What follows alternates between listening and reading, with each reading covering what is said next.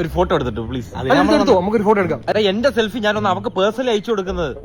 പേഴ്സണല്ല, എന്തോന്ന് പേഴ്സണല്? അമ്മക്ക് മിണ്ടായിരുന്നു.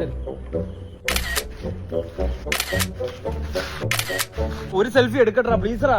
പിന്നെ അതിന്റെ ചിരി ശരിയല്ലായിരുന്നു. അവൻ ചിരിച്ചറ നല്ല ചിരി.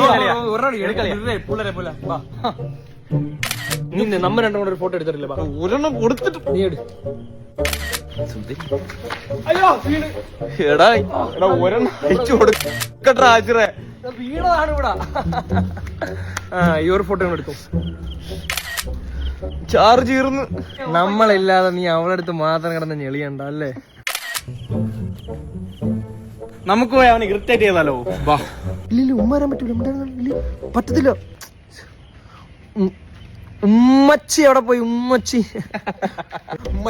സുഖാണോ? അങ്ങോട്ട് പോയി നമ്മളെ മൂന്നിനെ കാണാ. സുഖാണോ? Okay okay. ഞാൻ പറഞ്ഞില്ല അമ്മ കളർ ചെയ്തായിരുന്നോ പുതിയതായിട്ട്? നൈസ് ഹെയർ കേട്ടോ. അയ്യോ ഇത് ശല്യമായില്ലേ. വിളിക്കാം, ഞാൻ വിളിക്കാം. അയ്യോ വേണ്ട,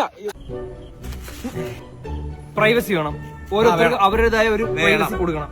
ഇനി ഞാൻ നിന്റെ ഇടയിൽ ഒന്നും കയറില്ല. വേണ്ട, നീ എന്റെ ഇടയിൽ വന്ന് കയറില്ല. പെണ്ണില്ലാത്ത നിന്റെ അടുത്ത് ഞാൻ ഇതൊക്കെ എന്തിനു പറയണം? പെണ്ണില്ലെന്നേ ഉള്ളൂ, എനിക്കുണ്ട് പ്രൈവസി. പെണ്ണും പെടക്കോഴി ഉള്ളവർക്കാണ് പ്രൈവസി ഉള്ളത്. ഇൻസ്റ്റാഗ്രാം പ്രൈവറ്റ് അക്കൗണ്ട് ആക്കി വെക്കുന്നല്ല പ്രൈവസി.